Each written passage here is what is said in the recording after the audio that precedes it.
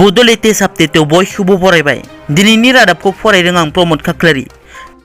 गिबि news update दङ। BPF दोलोआ BJP दोलोजों आखाइ हमलायनायाव UPPL दोलोआव माबाफोर गोहोम गोग्लैगोन नामा होनना खौरांगिरिनि सोंथियाव BTCनि मावफुं सोद्रोमा रनजित बसुमतारिया बुङो दि बयहाबो राजखान्थि गेलेनो बे गणतान्त्रिक हादराव मोन्थाय दङ। BPF आबो गेलेथों।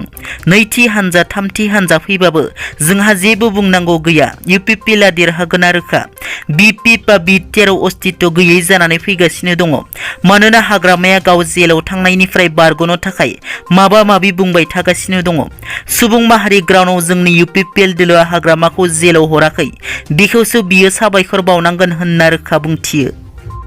ससियेल मिडिया जेरै फेसबुक, वाट्सएप, इन्स्टाग्राम आरो मेसेन्जारआ थांनाय हरनि 9 रिंगा 15 मिनिटनिफ्राय गासै बुहुमावनो मुखुब जानानै थायो। मख'नो गोनांदि दिनै 5 अक्ट'बर फुंनि 4 रिंगानिफ्रायसो लासै लासै फिन जागायफिनो बेफोर ससियेल मिडियाफोरा। 7 घन्टानिबो बांसिन सम ससियेल मिडियानि सिबिथाया बन्द जायो। मिथिनो मोननाय बादिब्ला फिन डमेन नेम सिस्टेम सोंदोबै DNS हस्टनि थाखायनो गासिबो सार्भिसआ लोरबां जादों। मार्क जाकारबार्गआ फिन सिबिथाय जागायनायनि बागै फोरमायनायजों लोगोसे सिबिथाया मुखुब जाना थानायनि थाखाय बाहायगिरिफोरनि सेराव निमाहा बियो। बेबायदि ससियेल मिडियाया गोबाव सम बन्द जानायाव मार्क जाकारबार्गआ 52,000 कोटी रां खहा जानायजों लोगोसे गुबुन गोबां खहानि मोगा-मोगि जानो गोनां जायो।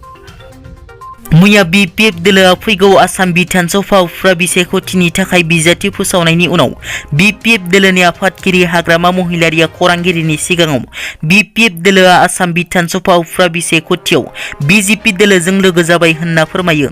हाग्रामा महिलारिनि बे बाथ्राखौ UPPL दोलोनि मावफुं आफादगिरि रोनगोरा नार्जारिया नेवसिगारदों। बिथाङा बुङो दि BPF हानजाया BJP आरो UPPL हानजाजों जेबो सोमोन्दो गैया। हाग्रामा महिलारिया गावखौ बासायनो थाखाय BJP आरो UPPL हानजानि आथिं हमनो नागिरदों होनना। बेराफारसेथिं APCCनि बुंथिगिरि गर्जन मोसाहारि बिथाङाबो हाग्रामा महिलारिनि सायाव बुङो दि BPF दोलोआ मित्रजोटजों दंफायो बुंनाय रावा हाग्रामा महिलारिनि गिनायनि रावसो।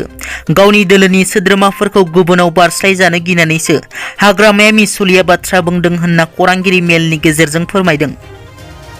फैगौ आसाम बिधान सभा उफ्रा बिसायख'थिनि थाखाय BTCआव UPPL आरो BPF दोलोआ बिजाथि फोसावनायनि उनाव दिनै कंग्रेस दोलोआ गसाइगाव आरो तामुलपुर बियाबाव बिजाथि फोसावबाय। 28 नं गसाइगाव बियाबाव कंग्रेस दोलोआ जवेल टुडु आरो 52 नं तामुलपुर बियाबाव भास्कर दाहारखौ बिजाथि महरै फोसावबाय। दिनैनि रादाबा एसेनोसै। नोंथांमोना जुदि आंनि चेनेलखौ दासिमबो साबस्क्राइब खालामाखै, अन्नानै साबस्क्राइब खालाम। गोजोन्थों।